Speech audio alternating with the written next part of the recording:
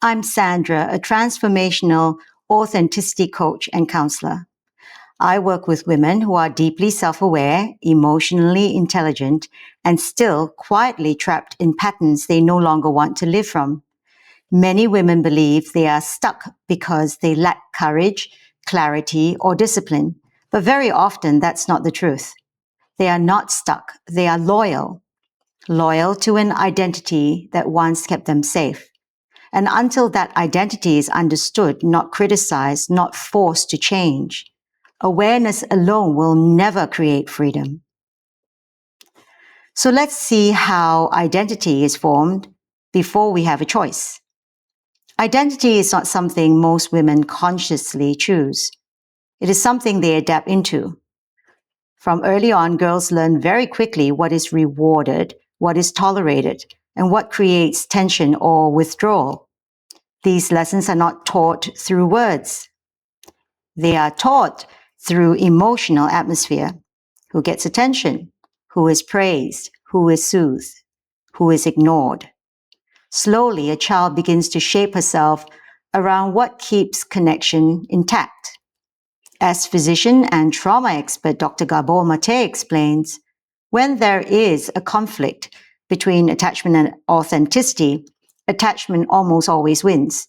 Not because the child is weak, but because connection is essential for survival. So instead of concluding something is wrong with this environment, the child concludes something about me needs to change. That adjustment becomes identity. Who is the survival self women learn to become, and what does that look like? For many women, the survival self looks socially acceptable, even admirable. She is emotionally perceptive, responsible, considerate, resilient, accommodating. She learns to sense what others need before they ask. She learns how to soften her presence when it might be disruptive. She learns how to hold discomfort quietly. This is not inauthenticity as deception.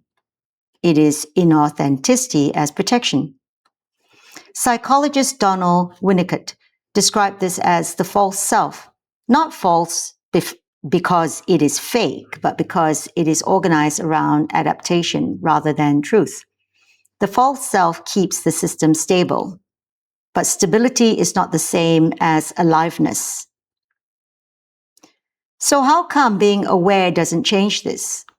Many women reach adulthood and begin to understand themselves. They can name their pattern. They can recognize their people-pleasing. They understand where their fear of conflict came from, but still, when the moment arrives, they fall back into the same responses. This creates shame.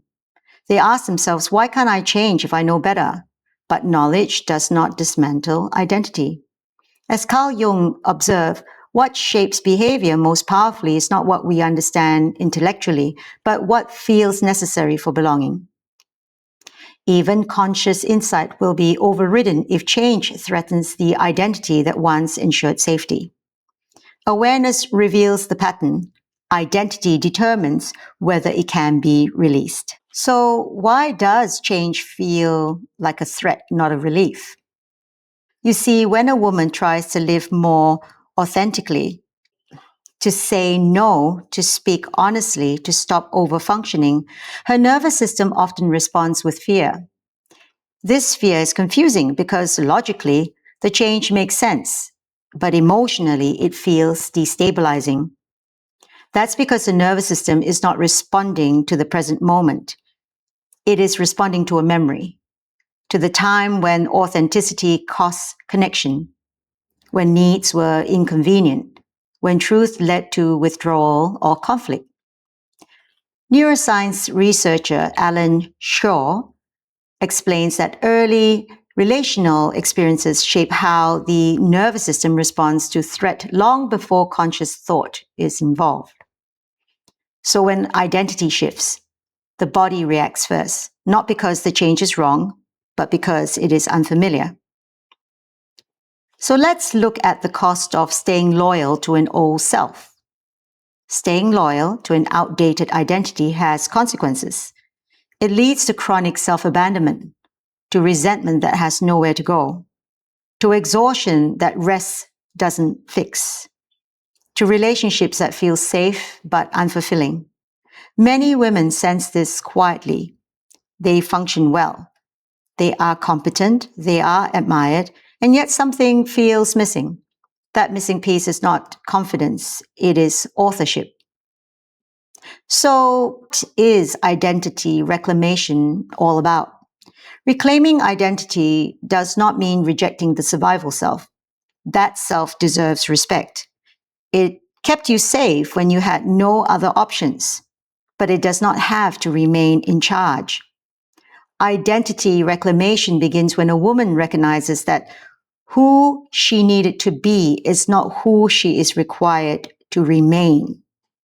Authenticity is not loudness. It is not rebellion.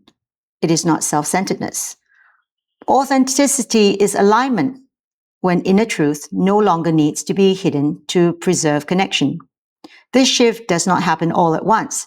It happens through small moments of staying present instead of disappearing, of tolerating discomfort instead of performing, of choosing coherence over approval. So if this resonated, it's likely because part of you already knows this, not intellectually, but somatically.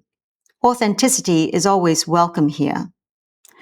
This channel is a safe space for women who are done surviving quietly and ready to come home to themselves without burning their lives down. Now, if you'd like to explore this work more deeply, you'll find a link below to connect with me for a no obligation one-on-one conversation. I'd like to thank you for your time, your attention, and your willingness to listen inward.